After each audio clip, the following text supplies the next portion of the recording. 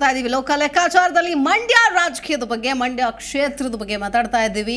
ಇನ್ನು ಮಂಡ್ಯ ಲೋಕಸಭಾ ಕ್ಷೇತ್ರದಲ್ಲಿ ಅಲ್ಲಿನ ಜನರ ಮೇಲೆ, ಅಲ್ಲಿನ ವೋಟರ್ಸ್ ಮೇಲೆ ಅಥವಾ ಮಂಡ್ಯ ಜನತೆಗೆ ಒಂದಷ್ಟು ಅಂಶಗಳು ನಿರ್ಣಾಯಕಪ್ಪ ಅಂತ ಅನ್ಸುತ್ತೆ. ಸೊ ಈ ವಿಚಾರಗಳ ಮೇಲೆ ಅವರು ವೋಟ್ ಹಾಕ್ತಾರೆ. ಜಾತಿನೋ, ಮತ್ತೊಂದೋ, ಮಗದೊಂದೋ, ಅಥವಾ ಕಾಂಗ್ರೆಸ್ ಕೊಟ್ಟಂತಹ ಗ್ಯಾರಂಟಿನೋ, ಅನೇಕ ವಿಷಯಗಳಿದೆ. ಸೊ ಅದರಲ್ಲಿ ಯಾವುದು ನಿರ್ಣಾಯಕ ಸಾಮಾಜಿಕ ಅಂಶಗಳು ಅನ್ನೋದನ್ನ ಕ್ವಿಕ್ ಆಗಿ ನಾವು ಗಮನ ಹರಿಸ್ತಾ ಹೋಗೋಣ. ನಿರ್ಣಾಯಕ ಸಾಮಾಜಿಕ ಅಂಶಗಳು ಯಾವುದು ನೋಡಿ. ಮತದಾರನಿಗೆ ಕನೆಕ್ಟಿಂಗ್ ಆಗುವಂತಹ ವಿಷಯಗಳು ಏನಪ್ಪಾ ಅಂತಂದ್ರೆ, ಬಿಗಡಾಯಿಸಿದ ಕಾವೇರಿ ನೀರಿನ ಸಮಸ್ಯೆ. ಕಾವೇರಿ ನೀರಿನ ಸಮಸ್ಯೆ ಇವತ್ತು ನೆನ್ನೆದಲ್ಲ, ದಶಕಗಳ ಹೋರಾಟ ಇದು, ಆಯ್ತಾ. ಮೈ ಶುಗರ್ ಕಾರ್ಖಾನೆ ಬಹಳ ಪ್ರಮುಖವಾದಂತಹ ಪಾತ್ರ. ಮತ್ತೆ ಓಪನಿಂಗ್ ಮಾಡಿದ್ರು, ಮತ್ತೆ ನೆಲ ಕಚ್ತು. ಅದು ಪ್ರವಾಸೋದ್ಯಮಕ್ಕೆ ಉತ್ತೇಜನ ಸಿಗ್ತಾ ಇಲ್ಲ. ಹಲವಾರು ಪ್ರವಾಸಿ ತಾಣಗಳು ಇರುವಂತಹ ಒಂದು ಕ್ಷೇತ್ರ ಮಂಡ್ಯ, ಆದರೆ ಒಂದು ಉತ್ತಮವಾದಂತಹ ಉತ್ತೇಜನ ಸಿಗ್ತಾ ಇಲ್ಲ ಅನ್ನೋದು. ರೈತರಿಗೆ ಸರ್ಕಾರದಿಂದ ಯಾವುದೇ ನೆರವು ಸಿಗ್ತಾ ಇಲ್ಲ ಅನ್ನುವಂಥ ಅಂಶ ಕೂಡ ಇಲ್ಲಿ ನಾವು ಗಮನಿಸಬೇಕಾಗತ್ತೆ. ರಾಷ್ಟ್ರೀಯ ಹೆದ್ದಾರಿ ದಶಪಥ ಕಾಮಗಾರಿ ಅಪೂರ್ಣ ಆಗಿದೆ, ಕಂಪ್ಲೀಟ್ ಆಗಿಲ್ಲ ಅನ್ನೋದು. ಜಿಲ್ಲೆಯಲ್ಲಿ ಕಾರ್ಖಾನೆಗಳ ಸ್ಥಾಪನೆ ಆಗದೇ ಇರೋದು. ಇನ್ನು ಮಂಡ್ಯದಲ್ಲಿ ಹೈಟೆಕ್ ಹಬ್ ನಿರ್ಮಾಣ ಆಗಲಿಲ್ಲ ನೋಡಿ. ಮಂಡ್ಯ ಅಂದರೆ ಅಂದರೆ ಆ ಕಡೆ ಮೈಸೂರಿಗೆ ಸಿಕ್ಕಷ್ಟು ಪ್ರಾತಿನಿಧ್ಯ, ಪ್ರಾಶಸ್ತ್ಯ ಕೂಡ ಮಂಡ್ಯಕ್ಕೆ ಸಿಗ್ತಾ ಇಲ್ಲ ಅನ್ನೋದು ನೋಡಿ.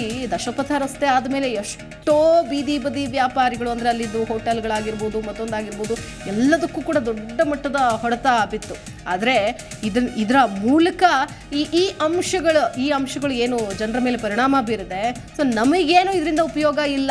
ಹೈಟೆಕ್ ಏನು ದಶಪಥ ರಸ್ತೆ ಆಗಿರೋದ್ರಿಂದ ನಮಗೆ ಮಂಡ್ಯದ ಜನತೆಗೆ ಯಾವುದೇ ರೀತಿಯಾದಂಥ ಉಪಯೋಗ ಇಲ್ಲ ಅಂತ ಹೇಳ್ತಾ ಇದ್ದಾರೆ. ಬಟ್ ಅಲ್ಲಿ ಒಂದಷ್ಟು ಏನು ಜನತೆಗೆ ಆಸೆ ಆಕಾಂಕ್ಷೆ ಇತ್ತು, ಅಂದರೆ ಕಾವೇರಿ ನೀರಿನ ಸಮಸ್ಯೆ ಬಗೆಹರಿಯತ್ತಾ ಅಂತ. ಮೈ ಶುಗರ್ ಕಾರ್ಖಾನೆ ವಿಷಯ, ಪ್ರವಾಸೋದ್ಯಮಕ್ಕೆ ಒಂದಷ್ಟು ಉತ್ತೇಜನ ಸಿಗುತ್ತೆ, ರೈತರಿಗೆ ಸರ್ಕಾರದಿಂದ ಒಂದಷ್ಟು ನೆರವು ಸಿಗುತ್ತೆ. ಆದರೆ ಈ ಅಂಶಗಳು ಎಲ್ಲೋ ಮಂಡ್ಯದ ಜನತೆಗೆ ಇನ್ನೂ ಕೂಡ ಸಿಗ್ತಾ ಇಲ್ಲ. ಎಲ್ಲದಕ್ಕೂ ಕೂಡ ಮಂಡ್ಯ ಅಂತ ಬಳಸ್ಕೊಳ್ತಾರೆ, ರೈತರು ಅಂತ ಬಳಸ್ಕೊಳ್ತಾರೆ. ಬಟ್ ನೋಡಿ, ಎಲ್ಲ ಕ್ಷೇತ್ರದಲ್ಲೂ ಕೂಡ ಮಂಡ್ಯ ಜನತೆ ಅಥವಾ ಅಲ್ಲಿನ ಒಂದು ವಿಚಾರಗಳು ಅಥವಾ ಸಿನಿಮಾ ಆಗಿರ್ಬೋದು, ರಾಜಕಾರಣಿಗಳಾಗಿರ್ಬೋದು, ಅವ್ರು ಮಾತ್ರ ಇಂಡಿಯಾ ಮಟ್ಟದಲ್ಲಿ ಬೆಳವಣಿಗೆ ಆಗ್ತಾರೆ. ಬಟ್ ಅಭಿವೃದ್ಧಿ ಆಗಿರಬಹುದು, ಮೂಲಭೂತ ಸೌಕರ್ಯಗಳಾಗಿರ್ಬೋದು, ಈ ವಿಚಾರಗಳು ಅಂತ ಬಂದಾಗ ಎಲ್ಲೋ ಒಂದು ಕಡೆ ಇದು ಒಂದು ರೀತಿಯಾಗಿ ಈ ನಿರ್ಲಕ್ಷ್ಯಕ್ಕೆ ಒಳಗಾಗಿದೆಯಾ ಮಂಡ್ಯ ಅನ್ನುವಂಥ ಒಂದಷ್ಟು ಅಂಶಗಳು ಕೂಡ ಇಲ್ಲಿ ನಮಗೆ ಮುಂದೆ ಬರುತ್ತೆ. ಎಸ್, ಇದೇ ವಿಚಾರಕ್ಕೆ ಸಂಬಂಧಪಟ್ಟಂತೆ ಮತ್ತಷ್ಟು ಡೀಟೇಲ್ಸ್ ಕೊಡೋದಕ್ಕೆ ನಮ್ಮ ಪ್ರತಿನಿಧಿ ಇದ್ದಾರೆ, ರಾಘವೇಂದ್ರ ಇದ್ದಾರೆ, ಜಾಯ್ನ್ ಆಗಿದ್ದಾರೆ. ಎಸ್ ರಾಘವೇಂದ್ರ, ಮಂಡ್ಯ ಅಂತಂದಾಗ ಅಲ್ಲಿ ಒಂದಷ್ಟು ಪ್ರಮುಖ ಅಂಶಗಳು ಎಲ್ಲೋ ನಿರ್ಲಕ್ಷ್ಯಕ್ಕೆ ಒಳಗಾಗಿದ್ದು, ಎಲ್ಲೋ ನಮಗೆ ಈ ವಿಚಾರ ಅಂತ ಬಂದಾಗ ಮಂಡ್ಯನ ಪರಿಗಣನೆ ತೆಗೆದುಕೊಳ್ಳೋಲ್ಲ. ಬರೀ ಕೇವಲ ರಾಜಕಾರಣಿಗಳು ಮಂಡ್ಯ ಅನ್ನೋ ಹೆಸರಿಟ್ಕೊಂಡು ಮುನ್ನಕ್ಕೆ ಬರೋಕ್ಕೆ ಇಷ್ಟಪಡ್ತಾರೆ ಹೊರತು ಇಲ್ಲಿಂದ ಗೆದ್ದವ್ರು ಇಲ್ಲಿಗೇನು ಮಾಡಿದ್ರು, ಹಿಂದಿನವ್ರು ಎಸ್ ಎಂ ಕೃಷ್ಣ ಅವಧಿ ಬಿಟ್ಟರೆ ನಮಗೆ ಈಗೀಗ ಬಂದ ರಾಜಕಾರಣಿಗಳು ಏನು ಮಾಡಿದ್ರು ಅನ್ನೋ ಒಂದು ಪ್ರಶ್ನೆನ ಹಾಕ್ತಾರೆ. ಏನು ಹೇಳ್ತೀರಿ? ಯಾವ ಪ್ರಮುಖ ಅಂಶಗಳು ಅಂತ ಹೇಳ್ತೀರಿ? ಹೇಗೆ ಪ್ರಭಾವ ಬೀರುತ್ತೆ ಅಂತ ಹೇಳ್ತೀರಿ?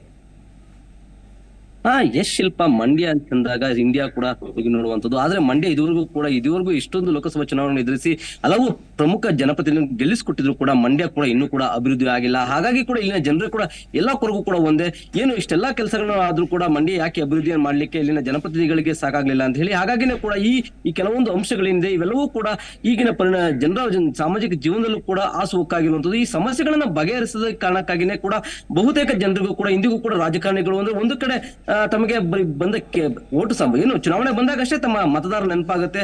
ಅದನ್ನು ಬಿಟ್ರೆ ಯಾವುದೂ ಕೂಡ ಕೆಲಸಗಳ ಕಾರ್ಯಗಳು ಯಾವುದೂ ಆಗಲಿಲ್ಲ ಅಂತ ಕೂಡ ಇಲ್ಲಿನ ಮತದಾರರು ಹೇಳುವಂಥದ್ದು. ಯಾಕೆಂದ್ರೆ ಇದುವರೆಗೂ ಕೂಡ ಏನು ದಶಕಗಳ ಹೋರಾಟದ ಫಲವಾಗಿ ಕೂಡ ಕಾವೇರಿ ಸಮಸ್ಯೆ ಇನ್ನೂ ಕೂಡ ಜಿಲ್ಲೆಯಲ್ಲಿ ಜೀವಂತ ಆಗಿದೆ. ಪ್ರತಿ ಬಾರಿ ಕೂಡ ಏನು ಈ ಒಂದು ಕಾವೇರಿ ಸಮಸ್ಯೆ ಎದುರಾದಾಗ ಕೂಡ ಇಲ್ಲಿನ ಮಂಡ್ಯ ಜನರ ಭಾವನೆ ಹೇಳುತ್ತಿರೋದಾಗಿರುವಂಥದ್ದು. ಯಾಕೆಂದ್ರೆ ಕಾವೇರಿ ಹೋರಾಟ ಬಂದಾಗಂತೂ ಮಂಡ್ಯ ಜನರು ಎತ್ತಿದಕ್ಕೆ, ಅದರಲ್ಲೂ ಕೂಡ ಮಂಡ್ಯ ಅನ್ನೋ ಕಾವೇರಿ ತನ್ನವನ್ನ ಏನು ತಾವು ಉಳಿಸ್ಕೊಂಡು ಬಂದಿದ್ದಾರೆ. ಇದುವರೆಗೂ ಕೂಡ ಕಾವೇರಿ ಹೋರಾಟ ಇದು ಕೂಡ ಜೀವಂತ ಆಗಿದೆ. ಏನು ಮಾದೇಗೌಡರು ಕಾವೇರಿ ಹೋರಾಟ ಹೇಗೆ ನಡೆಸ್ಕೊಂಡು ಬಂದ್ರು, ಆ ಒಂದು ಹೋರಾಟಕ್ಕೆ ಕೂಡ ಇನ್ನೂ ಕೂಡ ಕಿಚ್ಚು ಹಚ್ಚುವಂತೆ ಇದುವರೆಗೂ ಕೂಡ ಸಮಸ್ಯೆಯನ್ನ ಬಗೆಹರಿಸುವಲ್ಲಿ ಇಲ್ಲಿನ ಜನಪ್ರತಿನಿಧಿಗಳು ವಿಫಲವಾಗಿದ್ದಾರೆ ಅಂತ ಹೇಳಿ ಇಲ್ಲಿನ ಬಹುತೇಕ ಮತದಾರರು ಹೇಳುವಂಥದ್ದು. ಯಾಕೆಂದ್ರೆ ಈ ಒಂದು ಭಾಗದ ಜನರ ಒಂದು ಜೀವನ ನಡಿ ಅನ್ಸ್ಕೊಂಡು ಕಾವೇರಿ ನದಿ ನೀರನ್ನ ಪ್ರತಿ ಬಾರಿ ಕೂಡ ತಮಿಳುನಾಡಿಗೆ ನೀರನ್ನ ಹರಿಸಬೇಕಂತ ಆದೇಶ ಕೊಟ್ಟಾಗ್ಲಂತೂ ಇಲ್ಲಿನ ರೈತರು ಸೇರಿದಂತೆ ಜನರು ಎಲ್ಲರೂ ಕೂಡ ಪಕ್ಷಾತೀತವಾಗಿ ಒಗ್ಗಟ್ಟಾಗಿ ಹೋರಾಟ ಮಾಡುವ ಮೂಲಕ ಕಾವೇರಿನ ತಮ್ಮ ತಾಯಿ ಅದನ್ನ ಹೇಗೆ ಬಿಟ್ಕೊಳ್ಳಿ ಅಂತ ಹೇಳಿ ಒಂದು ಕಡೆ ಹೋರಾಟ ಮಾಡಿದ್ರೆ, ಮತ್ತೊಂದು ಕಡೆ ಈ ಭಾಗದ ರೈತರ ಜೀವನ ಎನಿಸಿಕೊಂಡ ಮೈ ಶುಗರ್ ಕಾರ್ಖಾನೆ ವಿಚಾರದಲ್ಲೂ ಕೂಡ ಇಲ್ಲಿನ ರೈತರು ಸಾಕಷ್ಟು ಸಮಸ್ಯೆಯನ್ನು ಎದುರಿಸ್ತಾ ಇದ್ದಾರೆ. ಮೈ ಶುಗರ್ ಕಾರ್ಖಾನೆ ಹಲವಾರು ಬಾರಿ ಸಾಕಷ್ಟು ಅನುದಾನವನ್ನು ಕೊಟ್ಟರು ಕೂಡ ಅದು ಸರಿಯಾಗಿ ಕೆಲಸವನ್ನ ಮಾಡ್ತಿಲ್ಲ.